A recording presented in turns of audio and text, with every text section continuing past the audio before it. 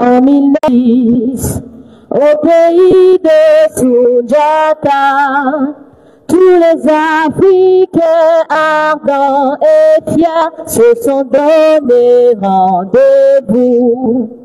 Rassemblement, rassemblement démocratique africain, voilà le RDA, au pays d'Oufoué-Boigny, le PDCI vaincra. C'est le parti fondé pour servir le vaillant peuple ivoirien. Rassemblement, rassemblement démocratique africain. Voilà le RDA. Le PDCI toujours. Le PDCI toujours. Le PDCI toujours. Vivra, vivra et vaincra.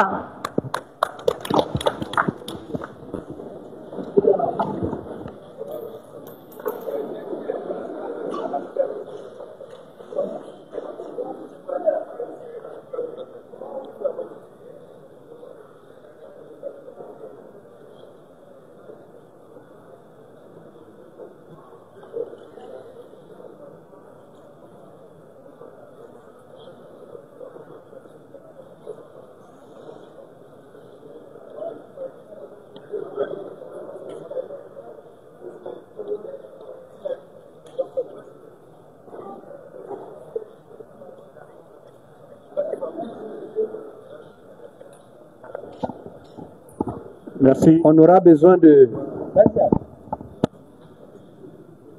Monsieur le vice-président Noël Akoti-Dengyo, coordonnateur général du parti. Monsieur le vice-président, secrétaire exécutif, chef du secrétariat exécutif, Dr Emo Sylvestre, qui va nous rejoindre tout à l'heure. Monsieur le vice-président, directeur de cabinet et conseiller spécial de Monsieur le président du PDCI-RDA.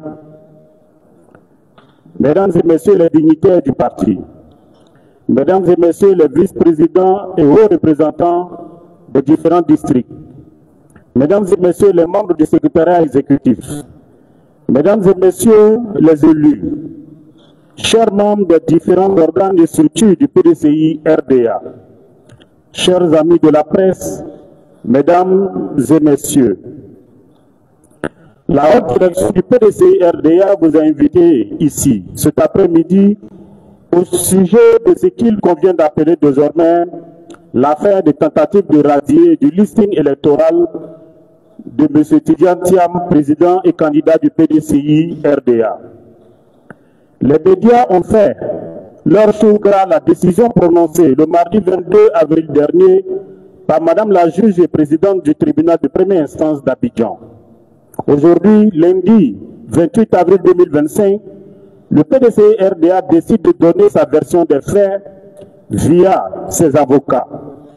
Telle est la raison de l'organisation de la présente conférence de presse qui s'articulera de la façon suivante. Tout à l'heure, nous allons donner la parole aux avocats du parti, d'abord Maître Adjé, puis Maître Dadje Rodrigue.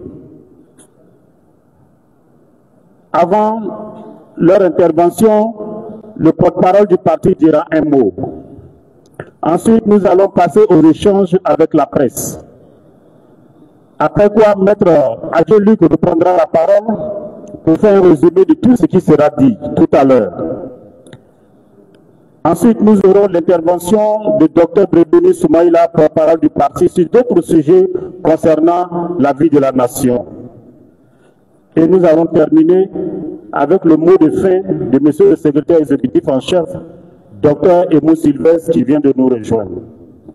Mesdames et messieurs, telle est l'articulation de la présente réunion, pour ne pas dire conférence de presse. Je voudrais donc, sans autre forme de transition, passer la parole à M. Brédouni Soumaïla, porte-parole du PDCI-RDA, par ailleurs secrétaire exécutif chargé de la communication et porte-parole du parti. Merci.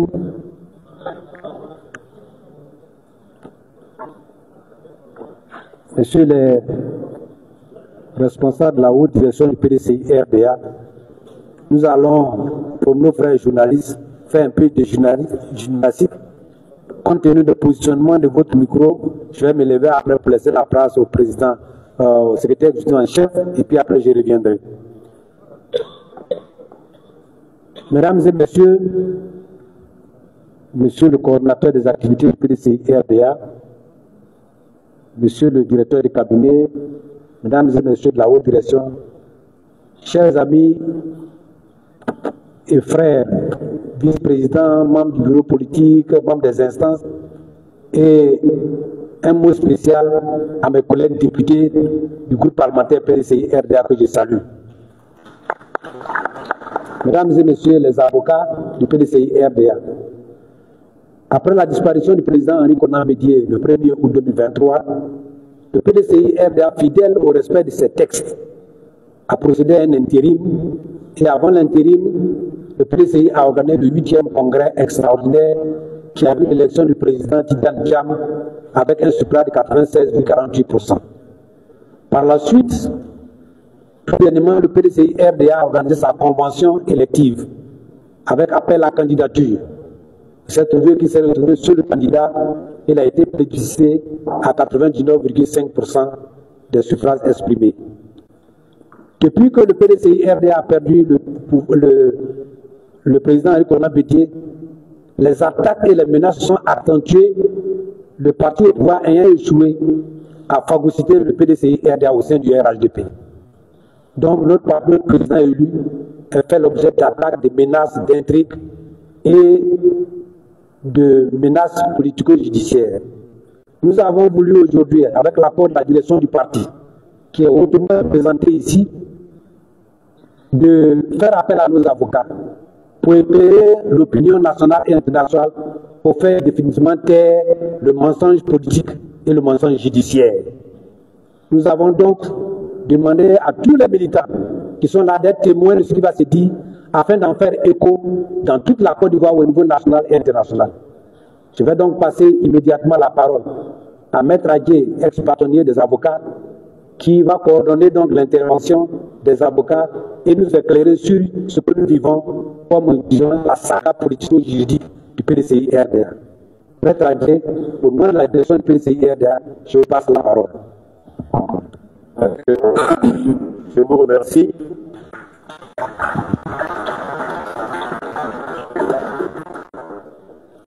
Nous avions bien voulu, au départ, quand nous sommes concertés, passer sur les faits qui sont déjà connus.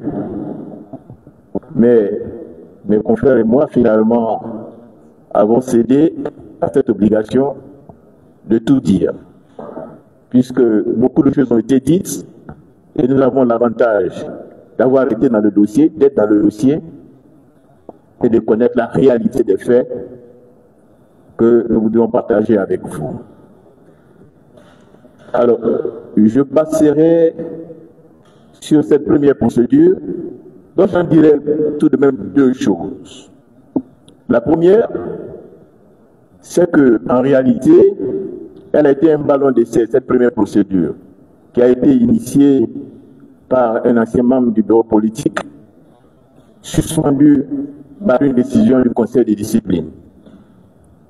Cette dernière donc a saisi le tribunal pour faire annuler la décision du Conseil de discipline au motif que cette décision aurait été prise par un Conseil de discipline irrégulièrement composé. Et alors que la procédure est en cours, puisque le renvoi s'était fait après la date retenue pour la tenue du bureau politique, elle a initié une action aux fins de suspension des effets de la décision de suspension. Donc le président, qui a été suffisamment instruit, a levé la décision. Et lorsque nous sommes retrouvés à l'audience, ce qui nous paraissait être une procédure sans objet est devenu une autre affaire, puisqu'elle a modifié ses demandes pour demander que le tribunal statue plutôt sur la nationalité du président Thiam et qu'elle dise que c'est à tort qu'il a été élu comme président du parti et désigné donc un administrateur provisoire, qu'elle a même à l'époque nommé. Donc cette procédure, vous la connaissez, elle a connu un premier épilogue, c'est que le juge s'est déclaré incompétent. Mais il y a la deuxième partie de ce contentieux qui est en cours, qui nous paraît être extrêmement dangereuse. C'est celle qui viserait à faire désigner un administrateur provisoire du PDCI-RDA. Donc, c'est une procédure que nous suivons, de sorte que nous devons être très vigilants. Et ce que je dis, c'est un premier ballon d'essai. On nous a un peu distraits, mais elle nous amène à cette deuxième procédure, qui est celle de la contestation sur l'inscription de certaines personnes sur la liste électorale provisoire. Alors, il y a des individus, je crois que vous avez dû voir dans la presse, qui ont saisi la commission électorale indépendante pour lui faire dire que le président Thiam aurait été irrégulièrement inscrit sur la liste provisoire, sur la liste électorale provisoire.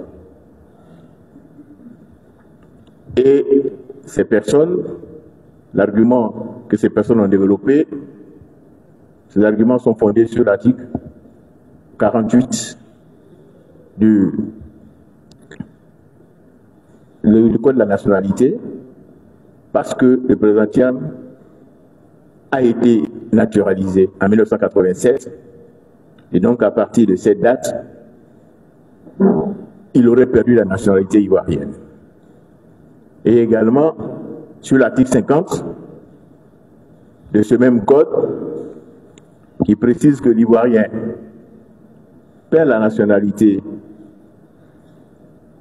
lorsque il obtient la nationalité d'un autre pays. Et troisièmement, leur action était fondée sur une circulaire interministérielle qui est interprétative de la loi de 1961. Nous avons posé le principe, c'est pour ça que mon intervention va être un préliminaire à ce que va développer M. Dadje. Nous avons posé le principe, est-ce que le président Thiam, il est français, et donc étant français, l'article 48 allégué ne lui est pas applicable. Mais comme il y a dans le dossier un décret de naturalisation qui est effectif parce qu'il a été pris en 1987, nous sommes bornés donc à le déstructurer. Pour leur expliquer que l'article 48 a supposé même que le président Thiam n'ait pas eu une nationalité française d'origine, que cet article 48, celui qui l'invoque contre une personne a deux obligations. Certes, prouver l'existence d'un degré, mais surtout prouver que cette nationalité a été acquise, a été obtenue volontairement. Donc, le premier point que nous avons opposé, nous avons dit, mais vous voyez, Madame le Président, nous sommes en train de débattre d'une question qui porte sur la nationalité.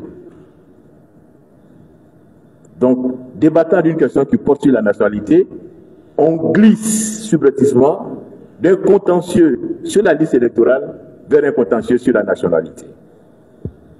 Nous avons dit, vous n'êtes donc pas compétent pour connaître de ce contentieux. Parce que le contentieux sur la nationalité, il est de la compétence du tribunal de première instance. Alors que vous êtes la juridiction présidentielle. Alors, il faut savoir que dans un tribunal, il y a la juridiction présidentielle c'est le juge unique, le président du tribunal. Bon, avec Ouada, ils ont créé la juridiction des contestations en matière de... Mais ça, c'est toujours la juridiction présidentielle, qui par délégation de pouvoir, donc désigne un juge pour le faire. Et puis, il y a le tribunal. Le tribunal qui statue dans sa forme collégiale. Nous avons dit, juge unique, vous n'êtes pas le tribunal. Donc, vous ne pouvez pas connaître du contentieux de la nationalité. Et le deuxième élément que nous avons soulevé, nous avons indiqué à Madame le Président que ce contentieux-là, il ne peut pas avoir été introduit par ces personnes-là. Pour la seule et bonne raison que le contentieux sur la nationalité, à titre principal, est ouvert par le procureur de la République et lui seul.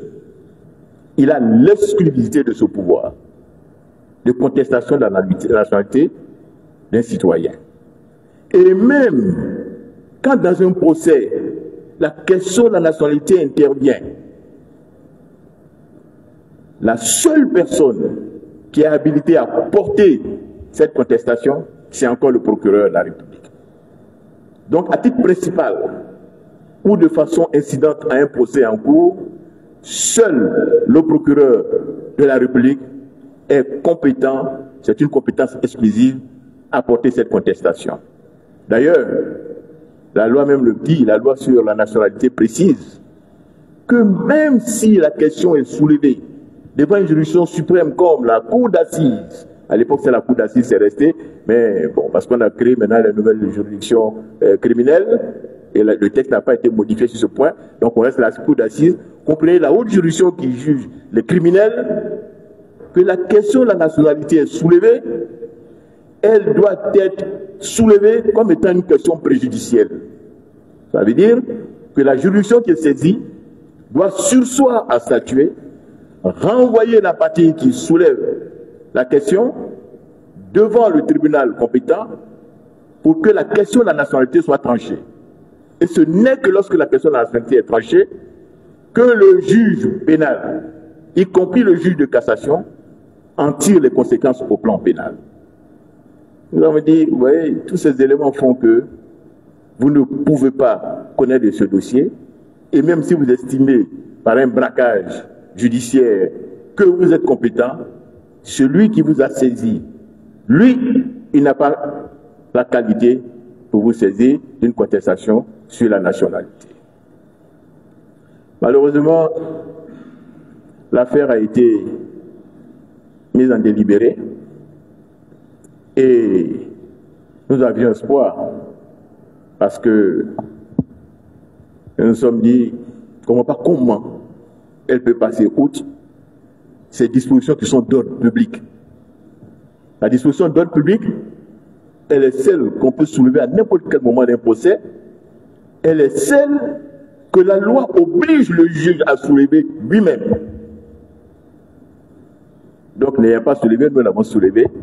Et on s'est dit, bon, cet aspect ne nous posera pas de questions, ne nous posera pas de problème, parce que ça nous paraît relever de l'évidence.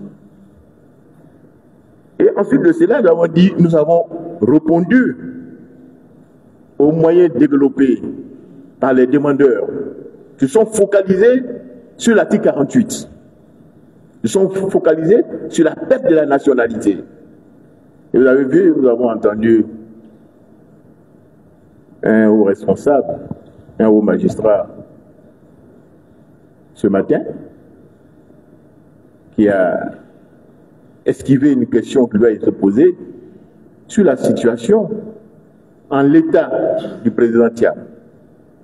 Puisque vous parlez de l'article 48 et vous dites que la perte de la nationalité ivoirienne, elle est automatique. On dit, mais voilà, vous dites une chose que la loi n'a pas dite. Parce que dans la même loi, il y a des dispositions où on dit obtient la nationalité de plein droit. On utilise le terme plein droit. En l'espèce ici, on dit perd la nationalité. Celui qui tend. Donc vous ajoutez le obligatoirement. Ça ne ressort d'aucune disposition de la loi. Mais quand vous ajoutez, vous oubliez l'autre, qui est le obligatoirement. On a dit, mais c'est celui, contrairement à ce que nous avons entendu, c'est celui qui argue de ce qu'une personne n'a plus la nationalité ivoirienne, elle n'a plus la nationalité ivoirienne, qui doit démontrer les dispositions de l'article 48, qui sont de deux ordres. La perte de la nationalité, ok, par décret, naturalisation, on est bien fait, mais la perte de la nationalité volontaire. Et nous avons expliqué aux juges, justement, que la France, elle a plusieurs types d'acquisition de la nationalité française. Il y a celle qu'on demande, qui fait l'objet d'une enquête. Il y a celle qu'on vous donne, parce que vous avez rendu service à ce pays. Ce n'est pas à nous d'apporter la preuve de quelque chose qui n'existe pas. Si vous dites que nous avons obtenu volontairement la nationalité ivoirienne, vous apportez le décret, mais dès lors que la loi nous dit qu'on peut obtenir la nationalité par décret, donc on fait la demande, c'est volontaire, mais on peut l'obtenir quand on vous la donne. Donc c'est à vous qui apportez la preuve du décret, de démontrer que pour obtenir ce décret, j'ai fait une demande. Mais ne me demandez pas à moi de démontrer quelque chose qui n'existe pas, parce que je vous dis, je n'ai pas fait de demande. Si je n'ai pas fait de demande, comment je vais vous démontrer que j'ai demandé la nationalité française? Tout en sachant que nous estimons qu'il n'est pas du tout concerné par l'article 38, mais par l'article 48, et donc par conséquent que c'était peut-être surabondant d'en parler, mais puisque le décret existe, il fallait qu'on en parle. Et nous avons eu un certain nombre de documents que mon confrère Dadier dont il va vous en parler tout à l'heure, au besoin, il va vous les faire voir, qui démontrent que finalement, le président Thiam, il est français de naissance. Il est français de naissance. Il est français de naissance parce que son père était français. Français de naissance parce que son père était français. Il est ivoirien de naissance parce que sa mère était ivoirienne. Donc il est un binational. Et le binational n'est pas concerné par l'article 48. Alors, naturellement, quand vous avez lu la...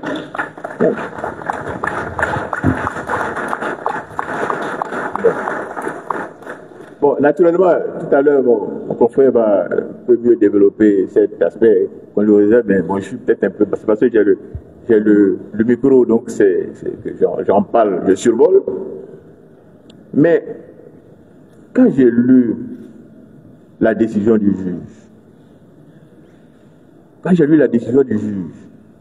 le juge dit, mais que ce document est illisible. Mais nous, on a fait des copies, mais il est lisible. Même les copies sur copies sont lisibles. Elle dit que ce n'est pas lisible. Mais entre nous, dans notre métier, quand une personne produit un document qui n'est pas lisible, le juge fait quoi? Il dit, mais produisez-moi une copie plus lisible. Vous ne l'écartez pas, parce que le juge, il a l'obligation de tout mettre en œuvre pour parvenir à une décision juste. Mieux, il vous dit, mais c'est tout près là qu'on a délivré le document. On a délivré le document à la mairie du Plateau. On aurait pu renvoyer le dossier pour faire un compulsoire, puisque on n'avait pas cette crainte que ce document pouvait être rejeté. Si c'est un document officiel, c'est à la mairie tout près là. Mais en réalité, le président, l'ancien président de la Cour d'appel ce matin, qui est le directeur des affaires civiles, il a essayé d'expliquer, mais le délai qui était imparti au juge pour trancher le litige, un délai de 5 jours. Mais entre les 5 jours, il y a eu le samedi, il y a eu le dimanche, il y a eu le lundi férié. Donc en réalité, nous avons le premier jour, nous l'avons occupé pour solliciter justement le renvoi pour répliquer aux requêtes des demandeurs que nous n'avions pas en notre possession. Et le dernier jour, c'était le 5e jour. Et vous avez vu que le juge a rendu une décision de près de 40 pages à une audience qui s'est achevée à midi, à 15 h. Donc entre midi et 15 h, et midi et 16 h, elle a rédigé les 48 pages.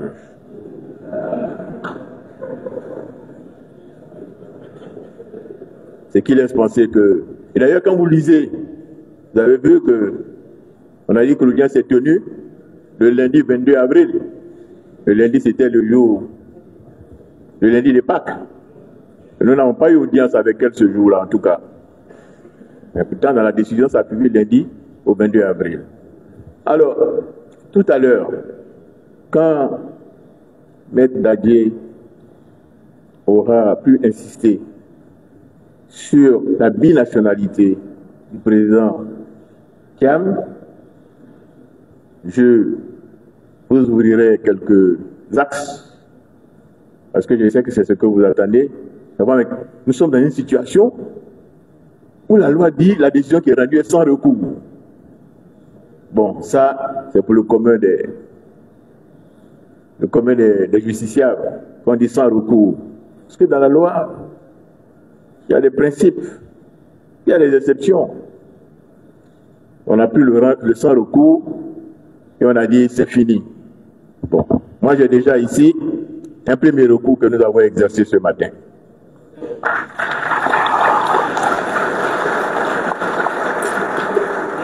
Nous avons exercé ce recours parce que dans la précipitation, le juge qui a tranché un litige qui porte sur la contestation de la nationalité, qui touche l'état des personnes, a omis de communiquer au ministère public. Or, la communication au ministère public, elle est obligatoire. Et la loi sanctionne cette non-communication de nullité absolue.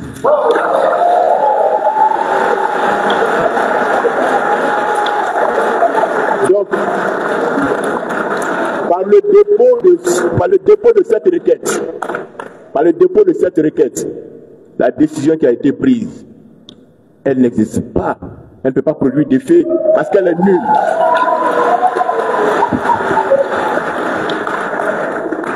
Naturellement, on dit sans recours. Mais rassurez-vous, au-delà de ça, il y a des recours que les techniciens de la procédure, moi je suis enseignant de procédure, connaissent. Et nous en parlerons.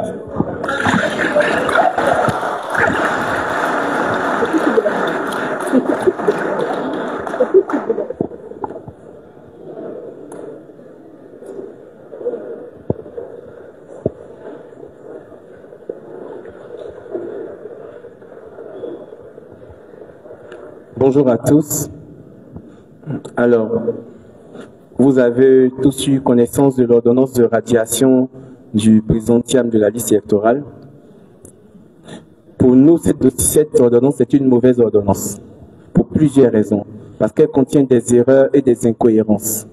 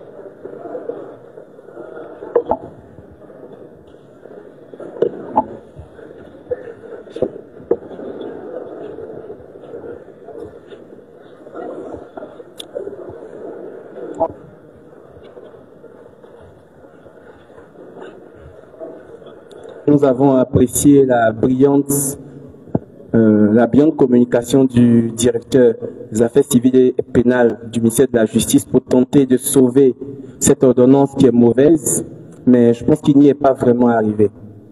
Alors, de façon concrète,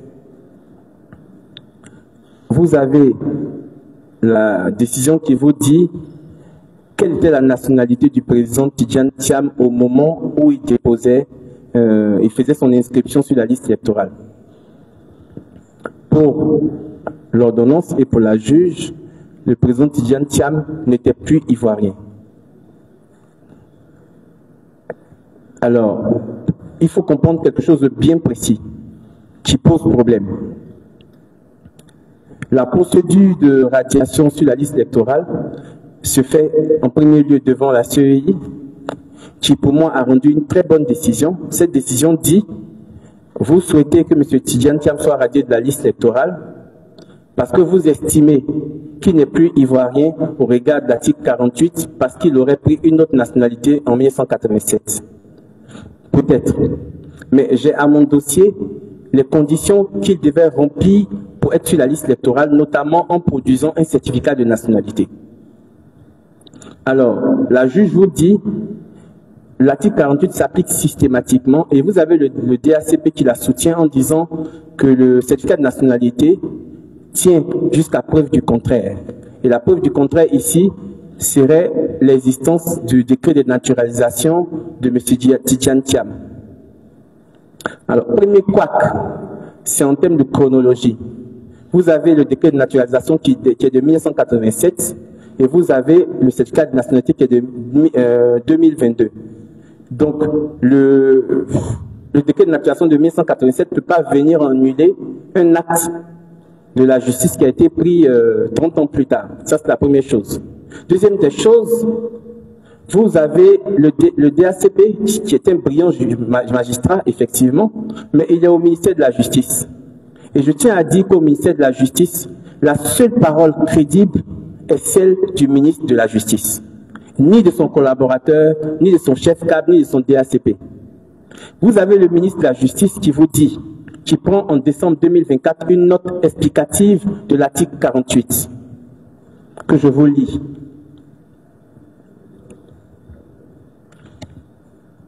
Il dit, en vertu de l'article 98 du Code de la nationalité, le certificat de nationalité indique, en se référant au titre 1 et 2 du présent Code, les dispositions légales en vertu de laquelle l'intéressé a la qualité d'ivoirien, ainsi que les documents qui ont permis de l'établir, il fait foi jusqu'à preuve du contraire. En application de cette disposition, il apparaît que la preuve contraire au certificat de nationalité, c'est là où le ministre et son directeur des affaires civiles ne s'entendront pas du tout. Et c'est la parole du ministre qui est prépondérante. Il dit, en application de cette disposition, il apparaît que la preuve contraire au certificat de nationalité délivré par le juge ne peut se faire que par la voie de la procédure de contestation de nationalité. Je précise, que par la voie de la procédure de contestation de nationalité. Le DACP a dit dans sa communication, le certificat de nationalité fait foi jusqu'à preuve du contraire. Et pour lui, la preuve contraire, c'est un document qui a été pris il y a 38 ans en arrière. Et le ministre accuse de lui répondre non, pas du tout, tu te trompes. Il faut que le juge, par la voie d'une procédure en contestation, annule le certificat de nationalité.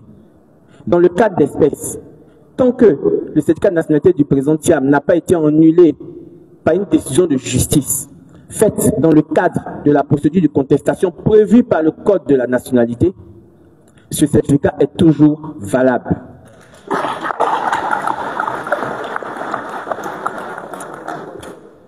Et c'est mon point de vue personnel, mais c'est aussi le point de vue personnel de notre brillant ministre de la Justice, qui est un excellent magistrat, et qui est la seule autorité dont la parole fait foi au ministère de la Justice, peu importe tous ses collaborateurs qu'il a, dont le directeur des affaires administratives et pénales, qui n'aurait dû regarder la note de son ministre avant de venir faire son intervention. Ensuite, il précise, en cette matière, il parle de la procédure pour annuler le certificat de nationalité qui s'est fait par la voie de la contestation des nationalités. En cette matière, c'est le procureur de la République qui a seul la qualité pour intenter contre tout individu une action dont l'objet principal est direct et d'établir si celui-ci n'a pas la nationalité ivoirienne. Je pense que pour moi, ce point est assez clair. Ce point est assez clair. Et pourquoi ce point est clair? Parce que penser le contraire, comme l'a pensé la juge dans l'ordonnance ou le directeur des affaires administratives, mettrait tous les Ivoiriens en insécurité juridique. Parce que ce qu'ils sont en train de dire, c'est qu'à partir de maintenant, on ne vous fait plus de procès pour contester votre nationalité devant le juge. N'importe quel juge ou n'importe quel policier peut dire « J'ai vu un décret qui circule, monsieur, vous n'êtes plus français, vous n'êtes plus ivoirien parce que vous avez eu la nationalité américaine ou française. Donc moi, je vous retire votre passeport à l'aéroport, je considère que vous n'êtes plus ivoirien. » Non. C'est pour éviter ce désordre que la loi a exigé qu'une procédure soit faite dans le cadre de l'article 83 et 84 du Code de la nationalité. Donc, il ne peut pas avoir de paix de nationalité par constat de ce que vous avez pris une autre nationalité. Il faut une procédure judiciaire. Vous avez également un éminent juriste du RHGP, pour moi, un éminent juriste du RHGP, qui est le ministre Cissé Bakongo. Et non, mais je le dis sincèrement, j'estime que c'est un éminent juriste, et je pèse vraiment mes mots, qui a fait un livre en 2 tomes, intitulé « Chronique d'un parcours », tome 1 et tome 2. Mais c'est le tome 1 qui va nous intéresser aujourd'hui. Et vous prenez les pages 307 à 309 que j'ai compulsées, que j'ai envoyées à la presse. Toutes les pièces dont je parle, je les ai compulsées et envoyées en PDF à la presse. Donc vous pouvez les consulter en même temps que moi si vous voulez. Produisez le décret d'autorisation de la paix de nationalité d'Ado. Voilà le titre de cette page. Alors, le ministre Cissé Bakongo dit quelque chose d'important qui rejoint ma position et qui rejoint également la position du ministre de la Justice. Il dit, par ailleurs, le Code de la nationalité organise la preuve de la rénonciation à la nationalité. Là, il ajoute qu'il faut un décret de l'État de Côte d'Ivoire. Et enfin, à la page 310, il vous dit aussi, est-ce à juste titre qu'il lui a été délivré un certificat de nationalité qui demeure valable. Car ce certificat ne saurait valablement être annulé que dans le cadre d'un procès en contestation de la nationalité ou d'un procès en faux. Voilà ce qu'il dit. Sauf pour moi à penser que la parole de notre ministre de la Justice et garde des Sceaux n'a plus de valeur sur l'application et l'interprétation du Code de la nationalité. Je tiens à vous dire que le certificat de nationalité, là, dans la loi, il est en principe signé par le juge de la paix. Et comme nous n'avons pas de juge de la paix, ils ont substitué au président des juridictions les juges de la paix qui les signent. Mais en dernier recours, c'est le ministre de la Justice qui apprécie à qui on doit délivrer le certificat de nationalité ou à qui on ne doit pas le délivrer. Donc si un juge vous refuse le certificat de nationalité, vous avez la possibilité, conformément au Code de la nationalité, de saisir le ministre de la Justice qui statue en dernier ressort. Donc quand on parle de certificat de nationalité, c'est plus le domaine réservé du ministre de la Justice que de ses collaborateurs, qui peut-être même, j'estime, le font par délégation. Et il est clair, il faut un contentieux de la nationalité qui se fait devant le juge du fond et non devant un président de tribunal. Donc pour nous, la position de la juge que tente de défendre le DACP est totalement fausse. On ne pouvait pas apprécier la nullité du certificat de nationalité du président Tidjane Thiam en estimant simplement qu'on a apprécié ou interprété l'article 48 alinéa 1 du Code de la nationalité. Et c'est pour cela que je dis que la décision de la CEI est une bonne décision. Et je pèse mes mots. Ensuite, on nous a parlé de feuilles volantes. Et moi, j'ai beaucoup apprécié ce thème de feuilles volantes. Mais je vais vous mettre à l'aise. Les feuilles volantes ont toujours existé. Quand vous avez un extrait de naissance, sauf à le rattacher à un autre document, c'est une feuille volante. Mais n'en demeure pas que c'est quand même un extrait de naissance. Donc, ne soyons pas choqués par le thème feuille volante parce que c'est ce qui est. Une copie intégrale est une feuille volante, mais c'est quand même une copie intégrale. Alors, en Côte d'Ivoire et surtout au tribunal d'Abidjan Plateau, je peux vous rassurer qu'on fait les certificats de nationalité sur la base de feuilles volantes. Oui, et je confirme, ça se fait sur la base de feuilles volantes. Mieux, le ministère de la Justice a amélioré le système de délivrance des certificats de nationalité en permettant maintenant que la feuille volante soit envoyée depuis la maison, depuis votre téléphone. ou depuis votre ordinateur. Vous n'avez même plus besoin de vous déplacer pour envoyer votre fameuse feuille volante au tribunal. Donc, est-ce que c'est cette feuille volante que nous parlons dans cette décision? Si c'est la même feuille volante, j'estime qu'elle a la valeur probante. Deuxième des choses, on nous a parlé de la nationalité du père du président Tidjane Thiam. Et je voudrais qu'on clarifie cette situation ici une fois pour de bon. Déjà dans la décision, la juge nous reproche de ne pas apporter suffisamment de preuves sur cette nationalité. Ce qui suppose qu'on met en place le principe de l'apport de preuves. Mais dans sa décision, la juge vous dit qu'elle estime que le père de Tidjane Thiam était ivoirien au moment de sa naissance. Elle ne rapporte aucune preuve de cette déclaration sur laquelle elle veut se fonder. Mais moi, je vous dis, en Côte d'Ivoire, aucune personne et aucune autorité ne pourra vous rapporter la preuve d'un tel document justifiant de la nationalité du père Tidjane Thiam, de M. Amadou Thiam, au moment de la naissance de Tidjane Thiam le 29 juillet 1962. Ce n'est pas possible. Celui qui vous l'a produit aura fait du faux. Parce que le père de Tidjane Thiam, M. Amadou Thiam, est devenu ivoirien 3 mois après la naissance de M. Tidjane Thiam. Vous avez son décret de naturalisation qui est de novembre 1962. Tidjane Thiam est né le 29 juillet 1962. Donc techniquement, pour moi, cette décision est mauvaise parce que cette décision ne peut pas s'appuyer sur le fait que le père de Tidjane Thiam est ivoirien au moment où il ne l'était pas, sans aucun élément de preuve, qui ne peut jamais exister. Qui ne peut jamais exister. Quant à nous, nous disons à la justice, et je vous ai produit les éléments dans mon PDF, que le père de Tidjane Thiam, M. Amadou Thiam, était français au moment où Thiam venait au monde. Comment nous le prouvons? Mais c'est très simple. Nous avons sorti, fait des recherches et retrouvé le registre d'état civil où M. Tidjane a été enregistré à sa naissance. Ce registre-là, c'est le registre d'état civil européen, qu'on appelle le ECE. Bon, nous qui sommes plus jeunes, on ne l'a pas connu, mais je pense que les anciens savent de quoi nous parlons. Et ce ECE-là était opposé au registre indigène. Le thème est un peu choquant, donc par la suite, dans les années 34-35, les Africains ont estimé qu'il fallait le modifier et autour de 40, il est passé au registre central, que nous avons gardé jusqu'à ce jour. Donc vous aviez le registre des Européens et vous aviez le registre central. 98% environ des Ivoiriens étaient enregistrés dans le registre central.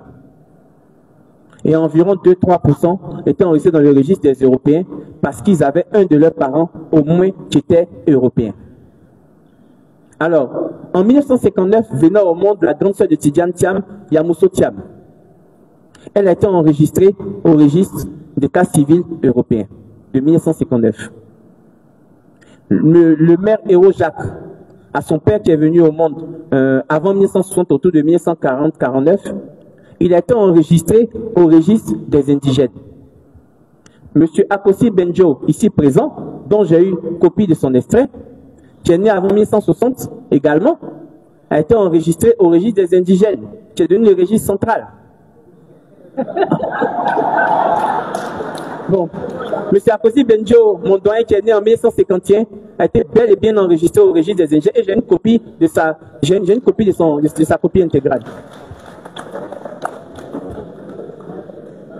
Alors, vous verrez dans les écritures que je vous ai produites, un moment, la juge vous dit, elle ne comprend pas pourquoi nous parlons de la copie intégrale de M. Héro, le père d'Héro Jacques. Mais nous en parlons très bien, et c'est bien écrit dans mes écritures, que nous le faisons par comparaison pour éviter toute confusion et lui laisser une seule marge d'erreur pour prétendre qu'elle n'avait pas les bonnes informations et que c'est comme ça qu'elle a pu se tromper. Non, pas du tout. Nous lui disons qu'avant 1960, tout le monde n'était pas inscrit dans le même registre. 90% des Ivoiriens étaient dans le registre indigène qui est devenu le registre central et les 5 ou 10% étaient dans le registre européen.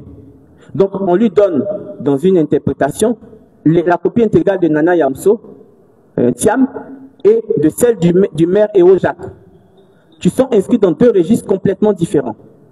Mais quand vous prenez la copie intégrale de Yamousso Thiam, on vous dit né de Amadou Thiam, né en 1923, citoyen français de naissance. C'est écrit noir sur blanc. Et vous avez les éléments que je vous ai envoyés. C'est écrit noir sur blanc, M. Amadou Thiam, citoyen français de naissance. Dans une copie intégrale de 2010.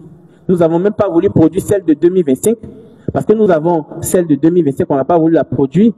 On aurait dit certainement qu'on a dû s'arranger. En 2010, sauf erreur de ma part, je pense que le PDCI était en association avec l'actuel RHDP, donc il n'y avait aucune marge de manœuvre qu'on puisse trafiquer la copie intégrale de Ndiamousso Thiam. Ce n'était pas possible.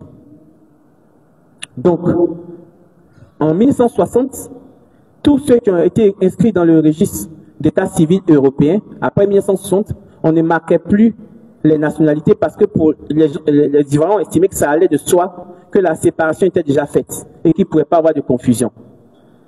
Mais, je pèse bien mes mots, vous ne pouvez pas vous lever ici, aller au consulat de France ou au consulat d'Espagne à Abidjan et dire que vous venez enregistrer votre enfant qui est né de père et de mère ivoiriens. Vous ne serez même pas reçu. C'est même pas techniquement possible. Donc le père de Thiam, en 59, s'est inscrit citoyen français de naissance. Donc il n'est même pas devenu français quelques jours avant, il est devenu français depuis sa naissance. 2 ans, 3 ans plus tard, en 62, le père de Thiam vient à l'état civil et il dit « Je veux inscrire, déclarer la naissance de mon fils ». Et il la déclare où? Dans le registre d'état civil européen. Là où M. Akossi Benjo et le père du maire Jacques n'ont pas la chance d'être inscrits. Bon. J'aurais même pu rajouter le père aussi du maire de Port-Boué. Voilà. Bon. Donc, je le dis comme ça, mais c'est très sérieux. Si la juge estime que ça, ce n'est pas une preuve suffisante, moi j'estime que ça me pose un problème. Là où elle a estimé que le père de Thiam était ivoirien, alors qu'il n'a jamais été ivoirien au moment de cette naissance, je trouve que ça me pose problème. Finalement, la décision dit qu'elle ne statue pas sur la nationalité, comme disait mon aîné, le bâtonnier Adjé, mais la décision est une véritable décision qui statue sur la nationalité. Et nous avons des éléments de preuve. Vous avez le maire Assali Tiemoko qui a fait le même contentieux sur la liste électorale pour radier certaines personnes. La CEI a rendu une bonne décision en disant tant que vous ne nous envoyez pas une décision qui annule les certificats de nationalité ou qui remet en cause leur nationalité, moi je ne peux pas les prendre en compte. Le maire Assali Tiemoko ne s'est pas arrêté là, il a saisi le président du tribunal compétent qui a rendu des décisions pour lui dire je n'ai pas la compétence d'apprécier la nationalité d'un citoyen ivoirien. Vous devez aller faire une procédure pour faire annuler son certificat de nationalité devant le juge du fond. Une fois que vous aurez ce document, vous le produirez à la CEI, tu le prendras en compte. Mais c'est même le principe de la révision de la liste électorale. Le président de la CEI l'a bien rappelé. À chaque révision de la liste électorale, le président de la CEI demande au ministère de la Justice, donnez-nous la liste des personnes qui ont perdu leurs droits civils et civiques. Et le ministère leur communique une liste accompagnée des décisions de justice devenues définitives qui justifient que ces personnes ont perdu leurs droits pour l'instant. Et le président de la CEI le dit, c'est sur la base de cette liste et des décisions de justice qui montrent que ces décisions sont définitives, qui prennent en compte ces personnes-là et les mettent hors de la liste. Donc, tant qu'il n'y a pas de décision de justice qui constate la perte de la nationalité de M. Thiam ou qui annule son certificat de nationalité, comme le dit clairement dans une note explicative le ministre de la Justice en décembre 2024, il y a moins de 6 mois, il n'est pas possible d'en tirer des conclusions. Sauf la porte ouverte à tous les abus. Je voudrais m'arrêter là et donner la parole à mon aîné et on attendra éventuellement les questions. Merci.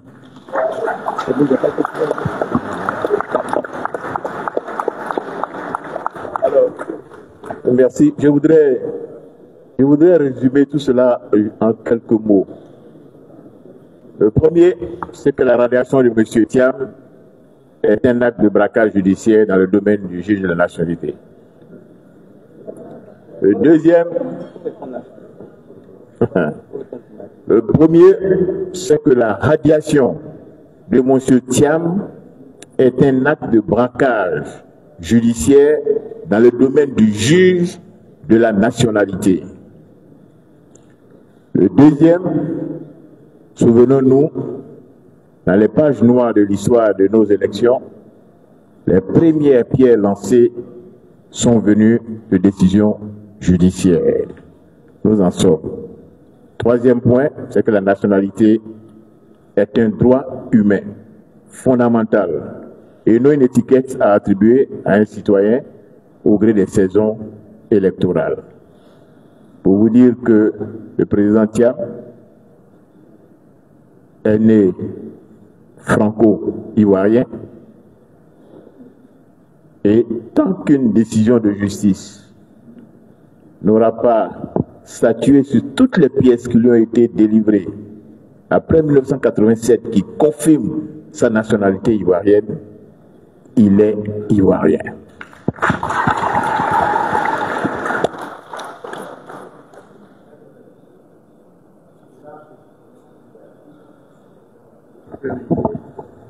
Maintenant, nous sommes prêts à répondre à toutes vos questions. Nous avons survolé, nous sommes pas allés dans les détails.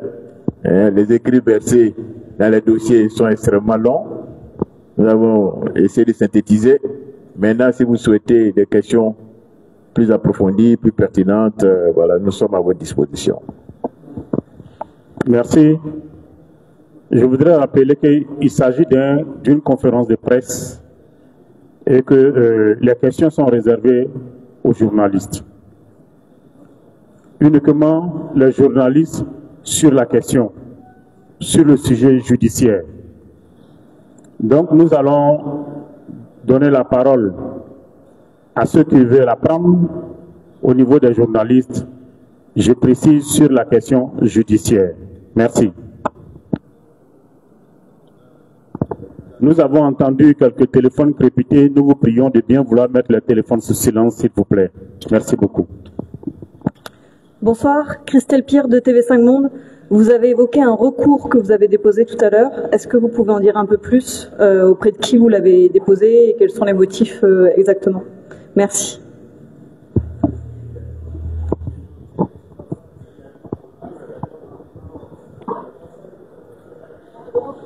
On va enregistrer cinq questions et nous allons répondre. On va d'abord enregistrer les questions. Merci. Deuxième intervenant. Bonsoir maître, Fabrice Tété du quotidien Le Temps. Vous avez évoqué un recours. On veut savoir en termes plus clairs, plus simples, citoyen lambda, qu'est-ce que cela implique désormais. Merci. Troisième intervenant. Bonsoir, Eddy Bibi, journaliste à l'Inter. En 1987, le président Tidjane Thiam a-t-il acquis la nationalité française de façon volontaire ou pas? On veut être éclairé sur le sujet. Ensuite, l'autre question, c'est au moment où le président Tidjane Thiam a déposé sa candidature pour être le président du PDCI RDA, était-ce une bonne décision de ne pas renoncer à son allégeance à la nationalité française? Peut-être en anticipant sur le fait que ça pourrait lui créer des ennuis judiciaires ici en Côte d'Ivoire. Merci. J.B. Kouadio, le Nouveau Réveil.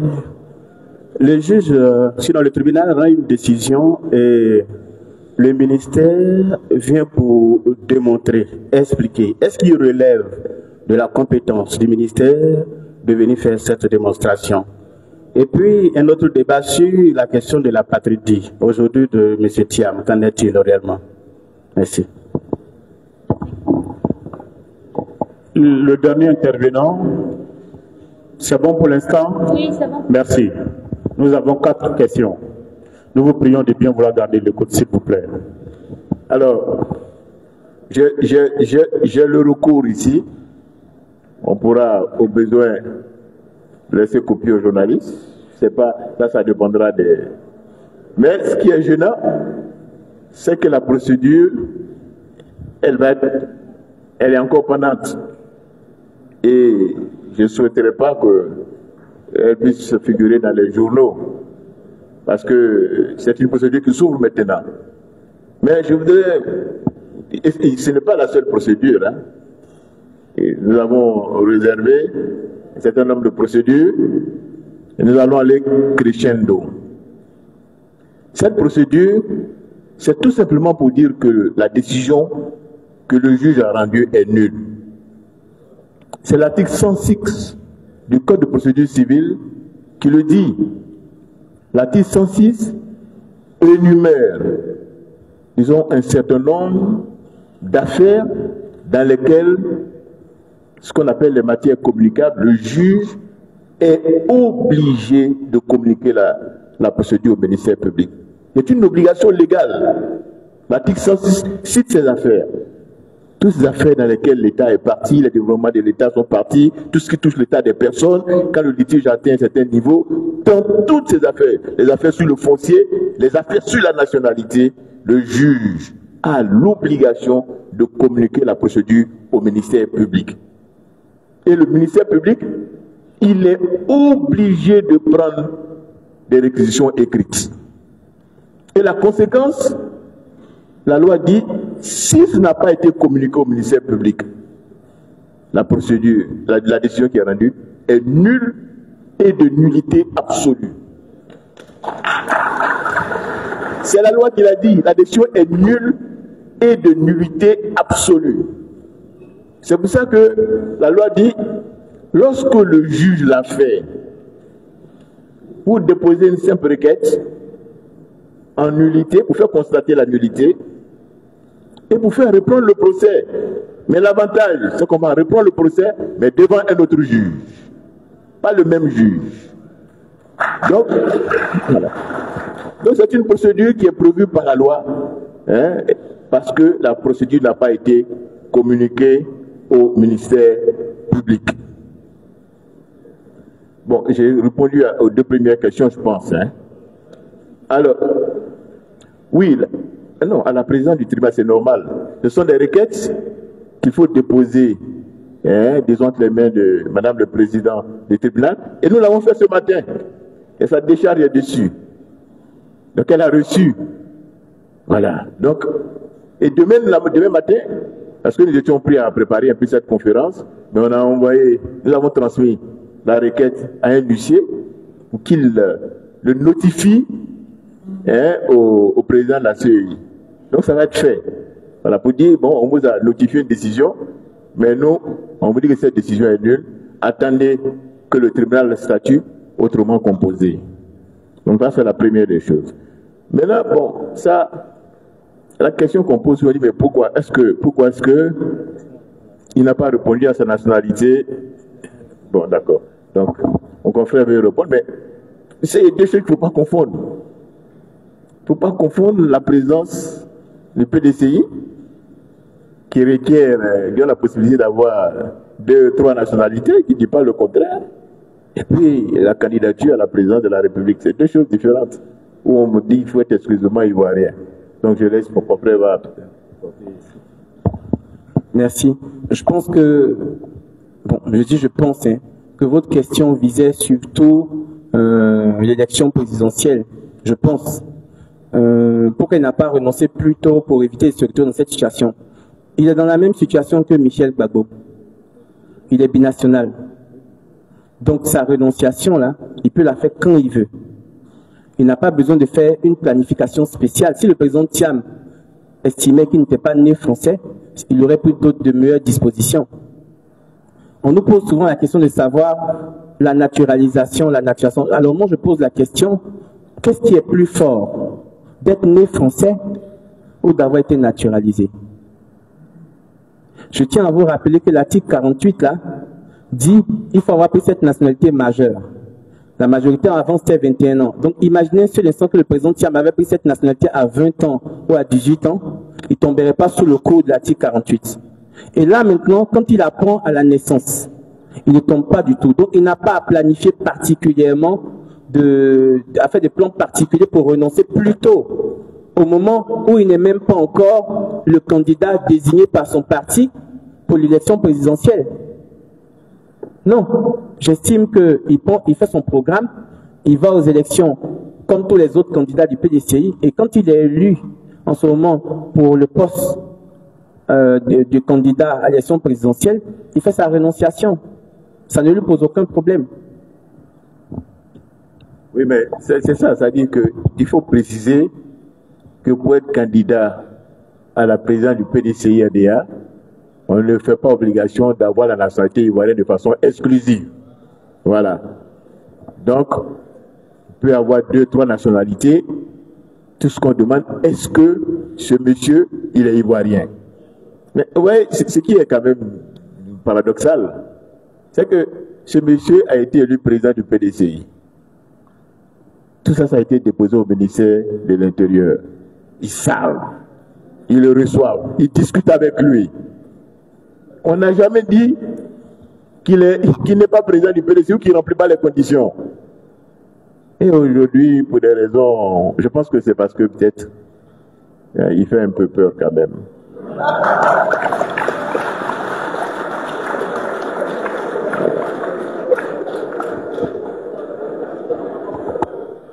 Maintenant, alors vous avez posé une question sur le DACP.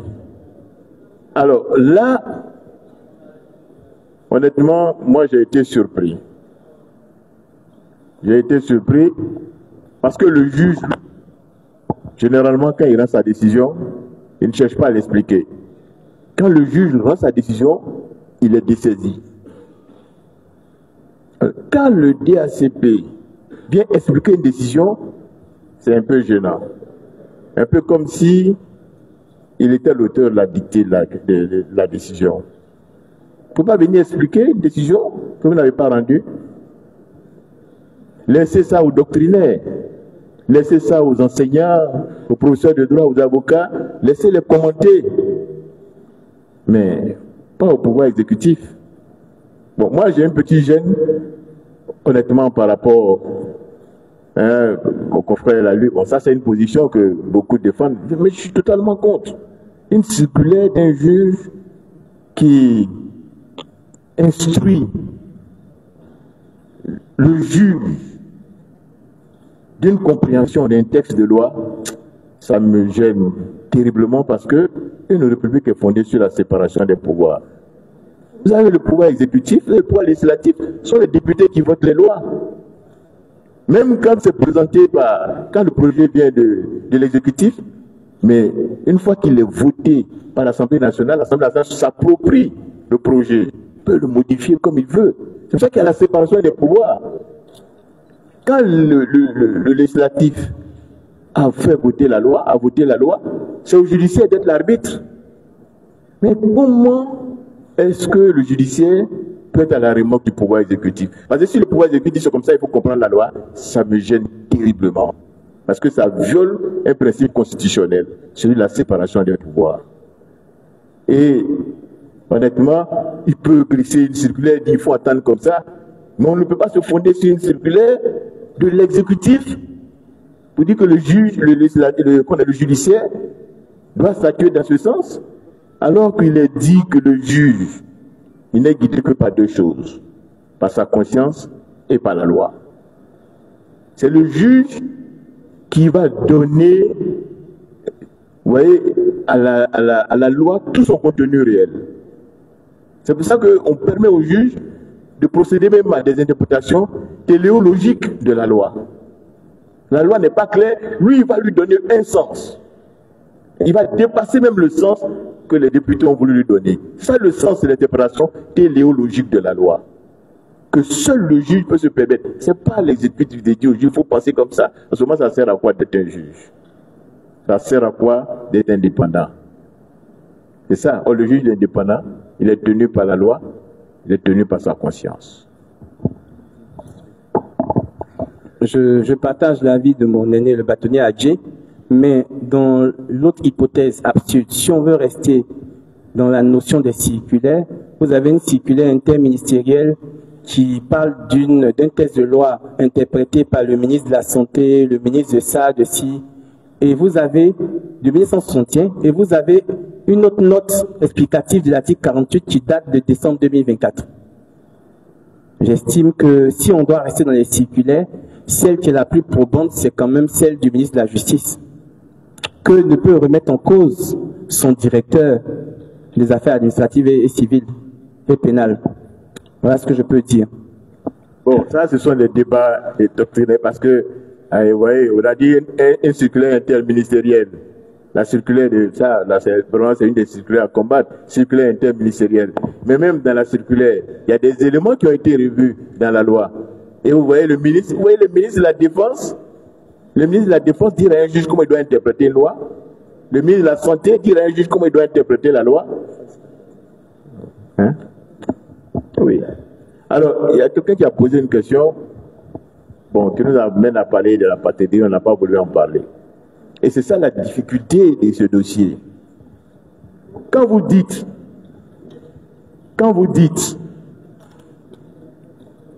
que M. Thiam, le président Thiam, au moment où il demande un certificat de nationalité, vous lui refusez le certificat de nationalité au motif qu'il y a des contentieux sur sa nationalité. Vous préjugez déjà de ce qu'il n'a pas la nationalité ivoirienne.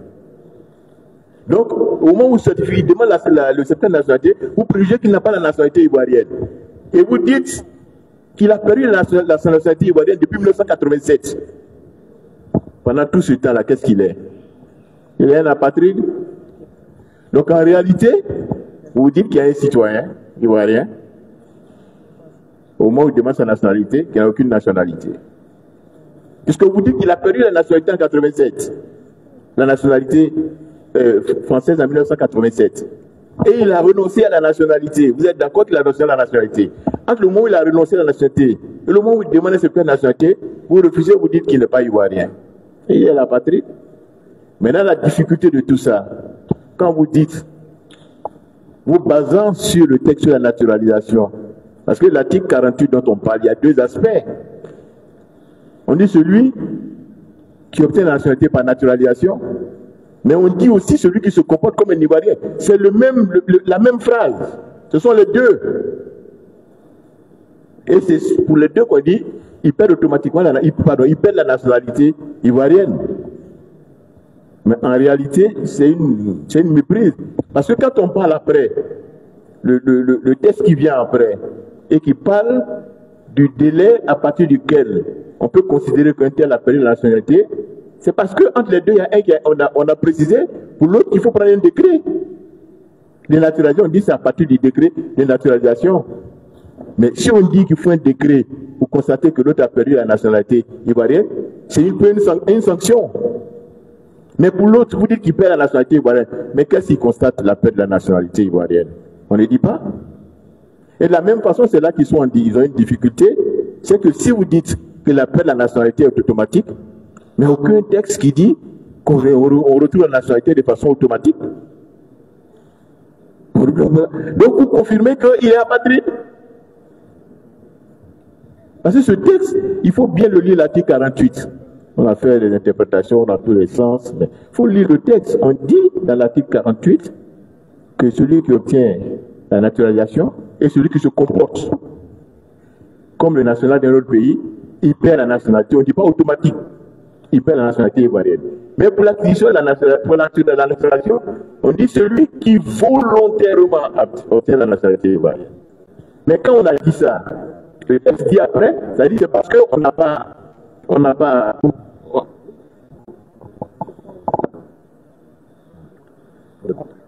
parce qu'on n'a pas précisé que celui qui perd la nationalité par naturalisation, qu'il faut constater par un décret, et qu'on a parlé d'un décret pour celui qui se comporte comme un Ivoirien qui a une sanction, alors on en déduit que c'est automatique. C'est pas automatique. Ça ne peut pas être automatique. Et la preuve, s'il y avait eu un acte, est-ce que le gouvernement aurait dit il a perdu la nationalité et nous on ne savait pas? Mais pas dire ça, qu'on a perdu la nationalité, nous ne savions pas. Mais si le gouvernement avait pris un acte pour constater, parce que ce n'est pas une sanction, on constate qu'il a obtenu la nationalité étrangère et donc qu'il a perdu la nationalité ivoirienne. Mais le gouvernement aurait su. Hein? Ok. Bon, il y a une petite.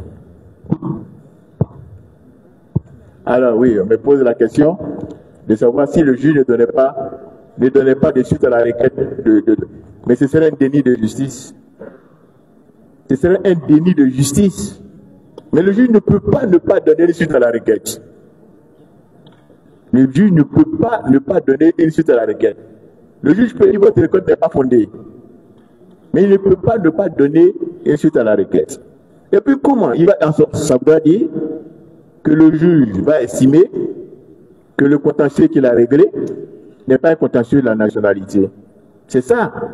C'est tout ce que le juge peut dire. Il a déjà dit d'ailleurs. Mais dans son jugement lui-même, il se contredit. Il dit, les demandeurs disent que M. Thiam a perdu la nationalité ivoirienne. Il dit, les défendeurs disent, non, il n'a pas perdu la nationalité ivoirienne, qu'il est ivoirien, qu'il a un certificat de nationalité, qu'il a même un passeport, tout ça. Donc, il y a une contestation sur celui qui dit qu'il a perdu et celui qui dit qu'il n'a pas perdu. Et le juge dit, non, ça n'a rien à voir avec la nationalité, que c'est un contentieux électoral. Mais dans la décision du juge, lui-même, il le dit. Il dit pour régler ce problème, il dit même le juge dit que cette affaire pose un problème de nationalité. Vous avez la décision. Et il dit pour régler le problème, il faut en référer à l'article 48 et à l'article 50. Mais de quelle loi? De la loi sur la nationalité. Donc c'est un contentieux de la nationalité. Dès lors qu'on est amené à interpréter une disposition du texte sur le code de la nationalité, le contentieux devient contentieux de la nationalité. Voilà. Et le juge a compris la difficulté, c'est pour ça qu'il dit non, ce n'est pas un contentieux sur la nationalité. Et pourtant, pour régler le contentieux, il vise deux dispositions du code de la nationalité, l'article 48 et l'article 50. Mais ce n'est pas du code de procédure civile, c'est du code de la nationalité. Donc le juge sera obligé de répondre. Voilà. Maintenant, je ne vais pas parler d'une autre procédure que nous avons dans notre poche et sur laquelle nous pensons que, bon, je ne vais pas en parler, mais on attend leur réponse. On nous apprend qu'il y a deux derniers intervenants. Nous allons les prendre. Je vois la mère de Mme Valérie Boni. Comment elle s'appelle? Oui, c'est Valérie Boni, oui. Ça? Oui. Le BBC. Pardon? Le BBC, oui. Oui, je voudrais quelques éclaircissements. En fait, quand est-ce que M. Thiam a su qu'il était binational d'origine, puisqu'il n'en a pas parlé tout de suite, et ça veut dire que la France l'a naturalisé parce qu'elle ne savait pas qu'il était déjà français. Comment ça se fait que la France ne savait pas qu'il était déjà français et l'a naturalisé puisqu'il était français d'origine, selon vous?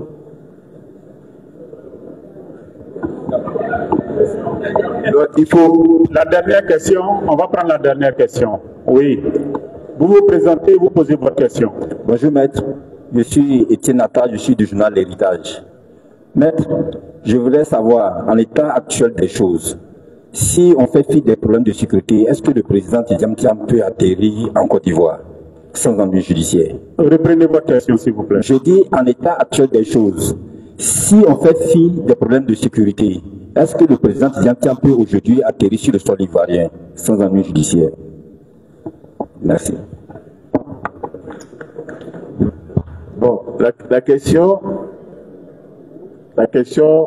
elle est un peu, elle est difficile à trouver une solution. Parce que, vous savez, il y a la loi, et puis il y a ce qu'on fait de la loi. Si vous me dites, est-ce que M. Tidjam Thiam peut rentrer parce qu'il n'a pas de problème de... Oui, je vous dis, mais oui, il a un passeport ivoirien qui est toujours valable. Il est parti avec son passeport ivoirien. Il a un passeport ivoirien qui est toujours valable. Maintenant, il y a d'autres qui lui disent, qui lui dénient la nationalité ivoirienne. Ils peuvent arracher le passeport, certainement. Donc je ne peux pas vous dire avec certitude, mais si vous me dites, oui, la preuve, cette affaire, ce m'a bien demandé il y a 3 jours. Enfin, il y a une semaine, est-ce qu'on peut gagner ce procès? Je vous aurais dit oui. Et bien voilà la décision que nous avons obtenue. Donc c'est un peu, je ne peux pas vous dire avec certitude, mais si vous me demandez par rapport à la loi, je dis oui, il peut rentrer. Maintenant, je vous ai parlé de braquage juridique, bon, il peut y avoir un braquage aussi policier. Hein? Voilà.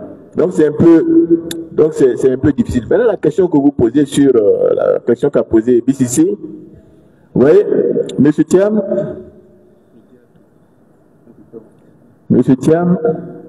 le président Thiam, il est allé en France jeune. Et je suis sûr que dans cette salle, il y a beaucoup d'Ivoiriens qui sont nés d'une mère étrangère, et puis, ou d'un père étranger, mais qui n'ont jamais revendiqué cette nationalité.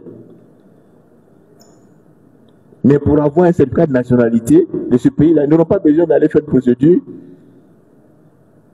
pour obtenir la naturalisation. Donc le président Thiam est allé très jeune en France. Il est allé binational. Mais quand même, il faut se souvenir qu'à l'époque, son grand-père était président de la République. Et je pense même qu'il a dû aller en France avec un passeport diplomatique. Mais il n'avait pas de problème de nationalité pour lui rappeler les visas, il n'avait pas ce problème. Donc, quand il est en France, il entre à Polytechnique. Il faut savoir ce qu'est la Polytechnique. C'est une école prestigieuse. Il entre à Polytechnique, il y a la seule tête noire dans l'école. La seule tête noire qui se révèle être la tête la plus forte, puisqu'il en sort majeur.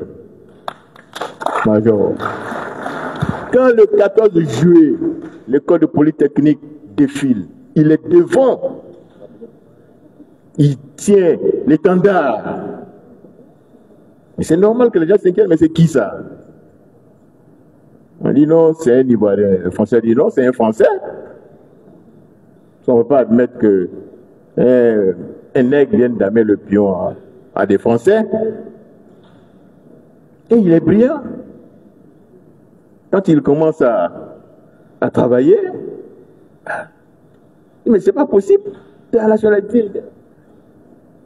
Et c'est comme ça qu'on lui donne la nationalité française. Et lui, il ne se soucie pas, il se dit, bon, j'en ai vraiment pas besoin. C'est pour ça qu'il y a une difficulté dans ce dossier, parce qu'il ne peut pas rapporter la preuve qu'il a formulé une demande avant d'avoir la naturalisation.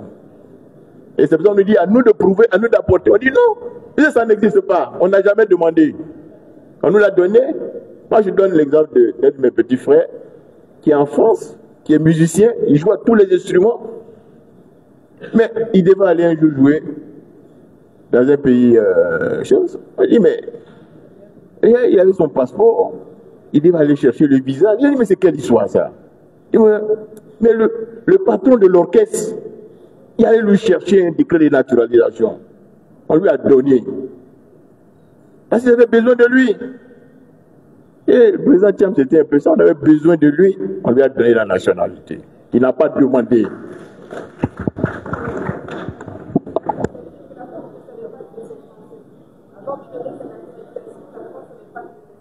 Oui, il était inscrit dans l'école en tant qu'Ivoirien.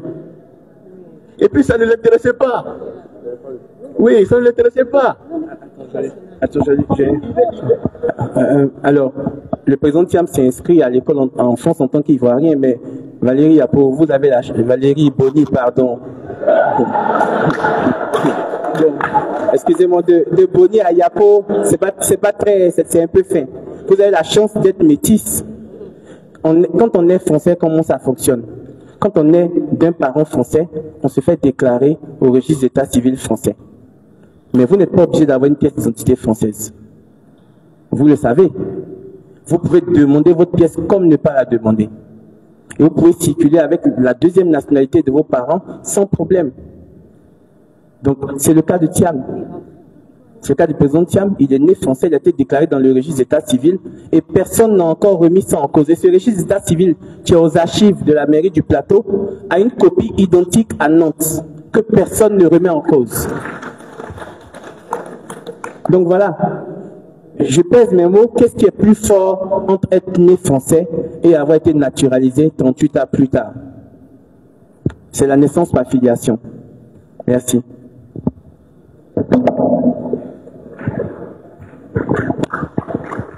Comme quoi, aucun crime n'est pas fait, même s'il est commis par des hommes de loi. Nous allons donner la parole à Maître Adié pour résumer tout ça avant d'inviter au pupitre M. Brédobi Soumaïla. Moi, j'ai un peu peur que cette affaire ait des rebondissements négatifs pour la Côte d'Ivoire. Parce que je reste persuadé qu'il y a des Ivoiriens ici qui signent pour le compte de l'État de Côte d'Ivoire, qui ont été naturalisés de la même façon que les Drogba, tous ces gens. Donc, le problème, c'est que si on réveille ce vieux lait de ce que les gens ont appelé à tort l'ivoirité, alors qu'ici, ce n'est même pas le cas, nous aurons des surprises parce que imaginez demain que le Nigeria se méprenne et disent mais dans votre équipe là, ils sont nombreux qui ont obtenu la nationalité ivoirienne par naturalisation, donc ils avaient perdu la nationalité ivoirienne et pourtant ils ont joué pour la Côte d'Ivoire. Donc, redonnez-nous la coupe, vous avez perdu sur papier. Donc moi je pense que il faut revoir l'interprétation des textes. Il ne peut pas y avoir de perte automatique de nationalité. Il faut quand même un acte de l'État qui le consacre. Mais les États sont souverains. Même un jugement qui est rendu en France, pour que le jugement soit exécuté ici, il faut une exéquature. De la même façon qu'un acte est pris en France. Mais la Côte d'Ivoire, là, va prendre un acte aussi pour constater. C'est une question de logique. Et c'est pour ça que de la même façon, quand vous demandez votre intégration, l'État prend un acte pour apprécier, machin, et vous réintègre. Donc, ça, c'est pour ceux qui ont payé la nationalité ivoirienne par naturalisation et qui n'ont payé la nationalité que par naturalisation. Mais ce n'est même pas le cas des Thiam.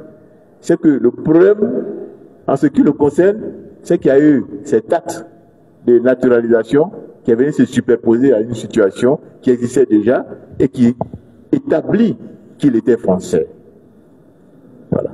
Donc, à ce jour, nous disons que M. Thiam, il est français, c'est aux autres de démontrer qu'il n'était pas français avant que n'intervienne l'acte de naturalisation. Donc, si vous êtes inscrit sur un registre des Français, c'est parce que vous êtes français. Et ce n'est pas la Côte d'Ivoire de nier cela. C'est à la France, mais pas la Côte d'Ivoire. En tout cas, nous vous remercions pour votre attention.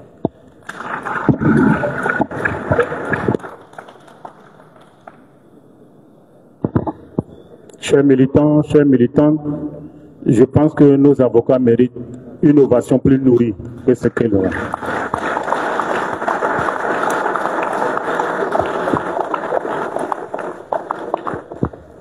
J'invite au pupitre Dr Brendomi Soumaïla, porte-parole du PDCI-RDA.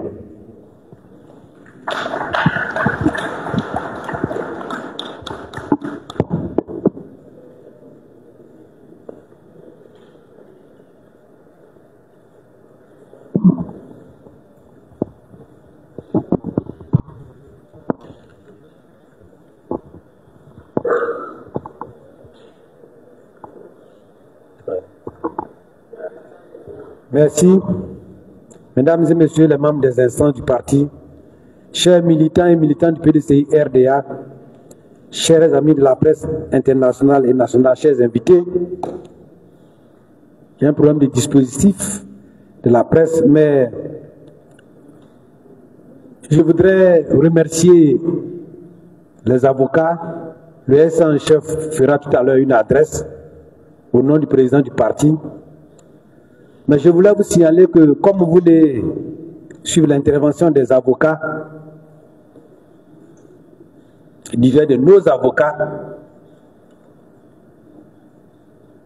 vous constatez que tout ce bruit autour de la candidature et de l'éligibilité du président Thiam n'est qu'un faux prétexte pour conserver le pouvoir d'État, cela par une mascarade afin d'éliminer un potentiel candidat qui se présente comme favori face à toutes les alternatives du RDR.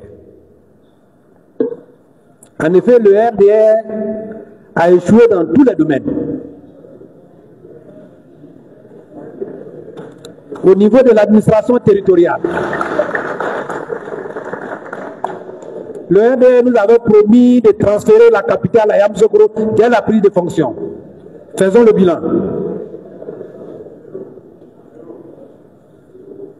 Au niveau de l'éducation nationale, il a fallu seulement 10 ans de règne du RDR pour déconstruire tout le fondement du système éducatif de Côte d'Ivoire.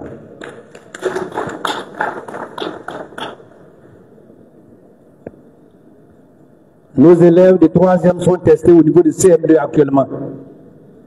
Ce n'est pas une gloire, ce n'est pas un bon bilan, c'est ce qu'on appelle bilan inattaquable. Les enseignants sont méprisés, et je pèse bien mes mots, l'actualité l'indiquant, maltraités et poussés à la mendicité à cause de ponctions injustes sur leur salaire déjà insuffisant. Ça, c'est le bilan du RDR. Nos universités ne sont pas reconnues parmi les universités d'excellence, ni au niveau mondial, ni au niveau africain. Au niveau de la bonne gouvernance, les marchés publics sont attribués à une minorité d'entreprises, le plus souvent en gré à gré. On comptabilise, selon leur propre estimation, plus de 1400 milliards de francs CFA par an de pertes reçues de l'État grâce à cause de cette injustice, de cette malgouvernance. Ce n'est pas moi qui le dis. Voilà ma main.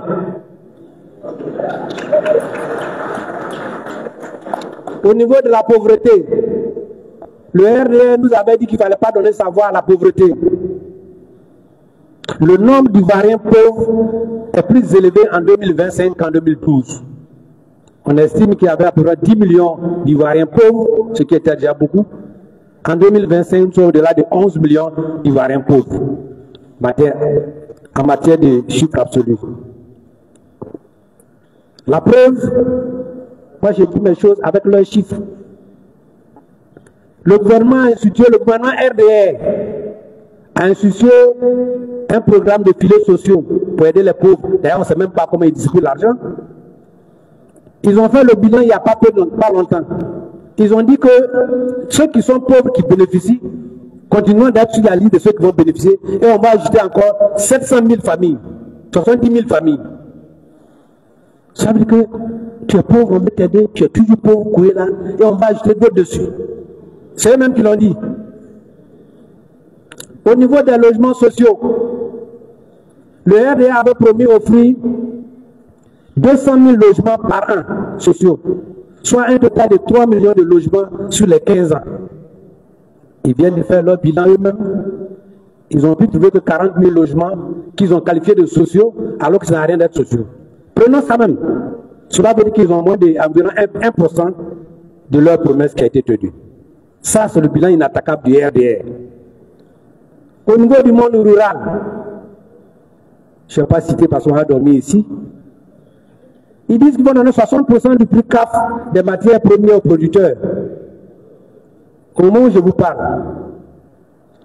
je parie avec tous les journalistes, tous les produits d'Anakar sont dans les magasins, partout chez les paysans, partout sur la Côte d'Ivoire. Aucun produit d'Anakar n'est payé. Ça, pourtant, quand on donne 60% des euros, tu as combien? Tu as 0. Tu ne vas plus vendre. Les gens ont passé les périodes de fête de Pâques sans pouvoir vendre un seul grain d'Anakar. Je parie. Je sors d'ici là, celui qui dit qu'il a pu vendre là, et quand nous dit nous, on va envoyer, nous, on va les acheter. Face à cet échec, et je ne vais pas continuer parce qu'il faut garder aussi pour demain, le RDR veut organiser des élections truquées avec des candidats choisis par eux-mêmes pour se maintenir au pouvoir. Le PDCI dit non. Et disons ensemble non.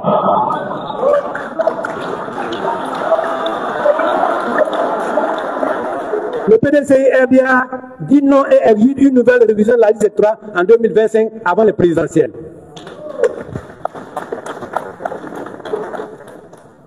Le PDCI-RDA dit non. Et disons ensemble non. Le PDCI-RDA dit non et exige un audit de la liste électorale.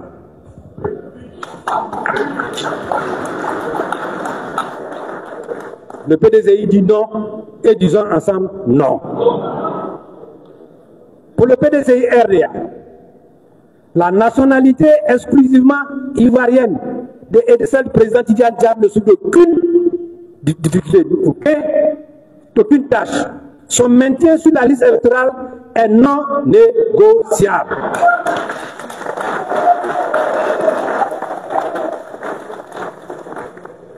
Le président m'a appelé tout à l'heure avant de venir. Il vous dit merci. On continue. Le SG en chef devra donner le programme. Mais pour nous au PDCI RDA, il n'y a pas de plan B, il n'y a ni de plan C à Z. Il n'y en a pas. Dans quelle Côte d'Ivoire sommes-nous? Dans quelle Côte d'Ivoire sommes-nous où le petit-fils de Félix Houphouët-Boigny n'est pas ivoirien? Dans quelle Côte d'Ivoire? Dans quel pays sommes-nous où le petit-fils de Félix Houphouët-Boigny ne peut pas se figurer sur la liste électorale de son propre pays? Pendant que cette liste comporte des millions de personnes irrégulièrement inscrites.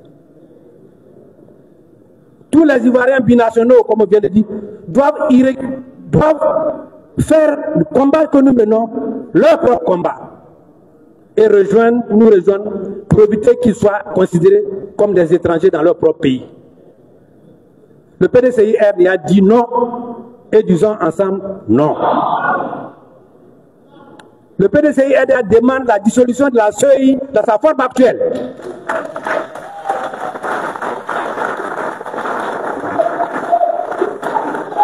Le PDCI RDA demande la dissolution de la CEI dans sa forme actuelle. Et je le dis en tant que porte-parole du PDCI RDA. Le PDCI RDA appelle les juges qui voudraient se faire complices d'un tel forfait de se ressaisir et de se considérer en ivoirien et penser que leur travail est juste et d'être indépendant, véritablement indépendant, parce que demain n'est pas loin. Mesdames et messieurs, il me plaît de prendre la parole, mais à un moment il faut savoir raccourcir. Il est temps que le changement arrive. Nos militants doivent savoir qu'ils doivent se tenir prêts pour les mots d'ordre que le parti lancera bientôt. Et c'est force contre force qui fera la différence. Mesdames et messieurs, il y a un des vieux de la région du Bini, côté de Kwasi-Datekoro, qui m'a dit quand j'étais étudiant, que quand tu tires à la corde avec un adversaire, il y a un moment donné où ta paume chauffe. Il faut dire qu'en ce moment aussi, la paume de l'autre chauffe. Et ce sera l'endurance et la résistance qui feront la différence. Soyons résilients, résistants et fonceurs. Et le PDCI RDA, le seul parti fondé par Félix Houphouët-Boigny, vivra et vaincra.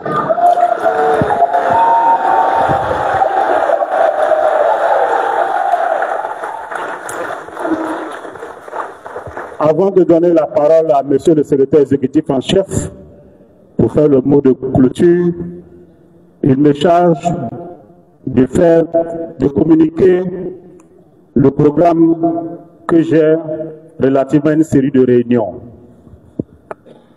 Le secrétaire exécutif en chef convie les hauts représentants, les délégués communaux, départementaux et généraux à une importante réunion mercredi 30 avril 2025 à 15 h précises dans cette même salle. Le secrétaire exécutif convie les membres des UF, c'est-à-dire l'UF PDCI rural et urbaine, à une importante réunion le vendredi 2 mai 2025 à 10 h précises dans cette même salle. Tous les membres de différents UF, c'est-à-dire les présidents des UF, les délégations, les différentes délégations et les bureaux nationaux des UF. Dans cette ordre d'idée, le SE convie les membres des J, PDCI rurales, urbaines et estudiantines le vendredi 2 mai 2025 à 15 h dans cette même salle. Le SE en chef convie les membres des fêtières des enseignants ainsi que tous les membres des conseils régionaux à une importante réunion le dimanche 4 mai 2025 à 14 h précises dans cette salle. Les fêtières des enseignants, militants du PDCI-RDA ainsi que les membres des conseils régionaux. Enfin, le SE convie les mouvements de soutien et associations du PDCI-RDA lundi 5 mai 2025 à 15 h précises dans cette même salle. Donc, tel est le contenu du communiqué. Sans autre forme de transition, je voudrais passer la parole à Monsieur le secrétaire exécutif en chef pour le mot de clôture. Merci.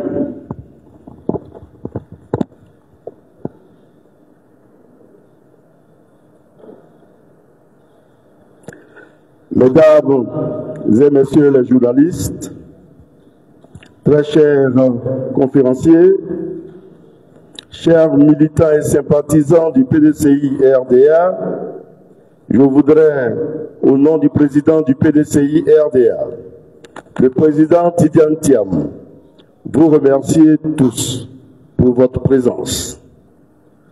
Je voudrais remercier les journalistes et organes de presse qui ont répondu favorablement à notre invitation. Je remercie surtout nos conférenciers qui nous ont brillamment entretenus sur la situation juridico-politique qui a été créée autour de notre parti et de son président. Leurs interventions ont sûrement porté la lumière à cette nébuleuse qui a été faussement imposée à notre parti et son président. Et chacun devrait sortir édifié de cette salle. Je voudrais saisir cette occasion pour m'adresser à tous les militants, militantes et sympathisants du PDCI-RDA. Distingués cadres du parti, chers militants et sympathisants du PDCI-RDA, c'est plus que jamais l'heure de la mobilisation, de la solidarité et de l'unité autour de notre parti et son président Tidiane Thiam. Feu le président Henri Konan Bédié disait, et je cite, « La politique, c'est l'art de l'impossible ». Fin de citation. Nos adversaires internes et externes au parti souhaitent ou veulent nous imposer à dessein un plan B. Dites-leur qu'il n'y aura pas de plan B. Il n'y aura pas ni de plan C, ni de plan Z. Le PDCI-RDA a un seul plan, un candidat unique, démocratiquement désigné, qui est le président Cheikh Tidiane. Nous sommes certes éprouvés, comme toujours, mais comme hier, aujourd'hui et demain, le PDCI-RDA trouvera en lui et par lui les ressources nécessaires pour sortir victorieux de cette épreuve. Le chef de l'État, dans son message à la nation en fin d'année 2024, a promis une élection présidentielle démocratique et apaisée en 2025. Il est donc de sa responsabilité de garantir les conditions d'une élection inclusive, gage d'une compétition démocratique apaisée. Le peuple ivoirien mérite mieux. La Côte d'Ivoire mérite des institutions fortes, respectueuses du droit et garantes de la volonté et de la souveraineté populaire. Tous pour une élection présidentielle inclusive, transparente et démocratique. Pour ce faire, nous réitérons notre appel au régime au pouvoir sur la nécessité d'un dialogue national. Nous appelons au maintien du président Tidjane Thiam sur la liste électorale, ainsi que la réinscription des noms des présidents des grandes formations politiques de notre pays, injustement retirés de cette liste électorale. Comme quelqu'un l'a dit lors d'une conférence de presse, et je cite, « Ce n'est pas une menace, c'est un conseil ».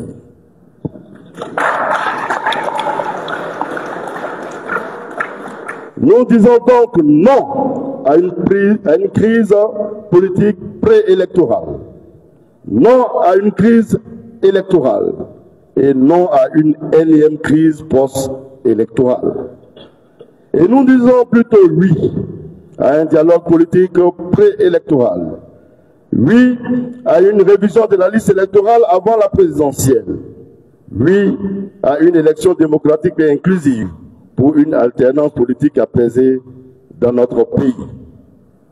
Au nom du président Tidjane Thiam, président du PDCI-RDA, je remercie tous les partis politiques et leurs leaders, la société civile ainsi que tous les Ivoiriens, les organisations nationales et internationales qui soutiennent notre lutte contre l'injustice, la forfaiture et l'exclusion politique. Puisse Dieu nous accorder son aide, son assistance et sa protection dans ce légitime combat pour la dignité et l'honneur de notre nation. Vive le PDCI-RDA, vive la Côte d'Ivoire, je vous remercie. Merci, nous nous tenons debout pour chanter l'hymne de l'appel au travail, le travail des 1000 générations. Le travail de 1000 générations construira ma Côte d'Ivoire. Elle paraîtra dans tous les états de savoir. Sans l'université, puisque la elle gagne son nom pour la défendre, les droits délivrés pour l'élever. Sans l'université, puisque la elle gagne son nom pour la défendre, les droits délivrés pour l'élever.